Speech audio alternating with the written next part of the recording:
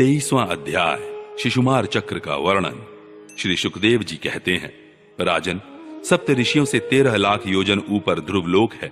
इसे भगवान विष्णु का परम पद कहते हैं। यहाँ उत्तानपाद के पुत्र परम भगवत भक्त ध्रुव जी विराजमान है। अग्नि, इंद्र, प्रजापति, कश्यप और धर्म, ये सब एक साथ अत्यंत आदर पूर्वक इनकी प्रदक्षिणा करते रहते हैं। अब भी कल्प पर्यंत रहने वाले लोक इन्हीं के आधार स्थित हैं। इनका इस लोक का प्रभाव हम पहले वर्णन कर चुके हैं। सदा जागते रहने वाले अव्यक्त गति भगवान काल के द्वारा जो ग्रह नक्षत्रादि ज्योतिर्गण निरंतर घुमाए जाते हैं, भगवान ने ध्रुवलोक को ही उन सब के आधार स्तंभ रूप से नियुक्त किया है। अतः यह एक ही स्थान में रहकर सदा प्रकाशित होता है।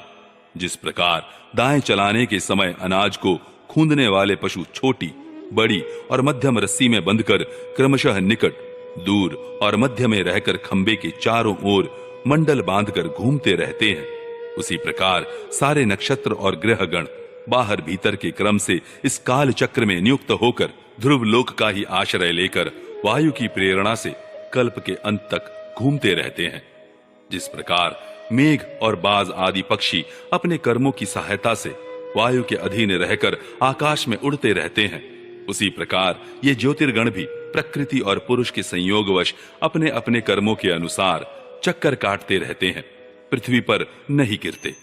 कोई कोई पुरुष भगवान की योग माया के आधार पर स्थित इस ज्योतिष चक्र का शिशुमार के रूप में वर्णन करते हैं।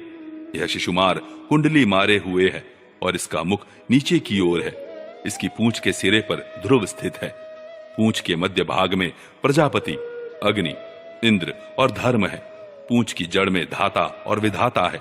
इसके कटि प्रदेश में सप्त ऋषि हैं। यह शिशुमार दाहिनी ओर को सिकुड़कर कुंडली मारे हुए है। ऐसी स्थिति में अभिजित से लेकर पुनर्वसु पर्यंत जो उत्तरायण के 14 नक्षत्र हैं, वे इसके दाहिने भाग में हैं, और पुष्य से लेकर उत्तराषाढ़ पर्यंत जो दक्षिणायन के 14 नक्षत्र हैं, वे बाएं भाग में हैं। लोक में भी जब शिशुमार कुंडलाकार होता है, तब उसके दोनों ओर के अंगों की संख्या समान रहती है। उसी प्रकार यह नक्षत्र संख्या में भी समानता है। इसकी पीठ में अजवीथी है और उदर में आकाश गंगा है। राजन, इसके दाहिने और बाएं कटितटों में पुनर्वसु और पुष्य नक्षत्र हैं। पीछे के दाहिने और बाएं चरणों में आर्द्रा और आश्लेषा नक्षत्र हैं, तथा दाहिने और बाएं नथुनों में क्रमशः अभिजित और उत्तराषाढ़ा है। इसी प्रकार दाहिने और बाएं नेत्रों में श्रवण और पूर्व आषाढ़ा एवं दाहिने और बाएं कानों में धनिष्ठा और मूल नक्षत्र हैं। मघा आदि दक्षिणायन के 8 नक्षत्र बाईं पसलियों में और विपरीत क्रम से मृगशिरा आदि उत्तरायण के 8 नक्षत्र दाहिनी पसलियों में है। शतभिषा और ज्येष्ठा, ये 2 नक्षत्र क्रमशः दाहिने और बाएं कंधों की जगह है। इसकी ऊपर की थूथनी में अगस्त्य, नीचे की ठोड़ी में नक्षत्र रूप यम, मुखों में मंगल, लिंग प्रदेश में शनि, ककुद में बृहस्पति, छाती में सूर्य, हृदय में नारायण, मन में चंद्रमा, नाभि में शुक्र, स्तनों में अश्विनी कुमार, प्राण और अपान में बुध, गले में राहु, समस्त अंगों में केतु और रोमों में संपूर्ण तारागण स्थित हैं। राजन, यह भगवान विष्णु का सर्वदेवमय स्वरूप है। इसका नित्य प्रति सायं काल के समय पवित्र और मौन होकर दर्शन करते हुए चिंतन करना चाहिए, तथा इस मंत्र का जप करते हुए भगवान की स्तुति करनी चाहिए।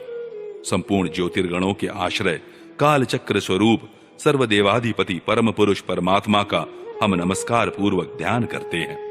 ग्रह, नक्षत्र और ताराओं के रूप में भगवान का आधिदैविक रूप प्रकाशित हो रहा है। वह तीनों समय इस मंत्र का जप करने वाले पुरुषों के पाप नष्ट कर देता है। जो पुरुष प्रातः, मध्याह्न और सायं तीनों काल उनके इस आधिदैविक स्वरूप का नित्य प्रति चिंतन और वंदन करता है, उसके उस समय किए हुए पाप तुरंत नष्ट हो जाते हैं।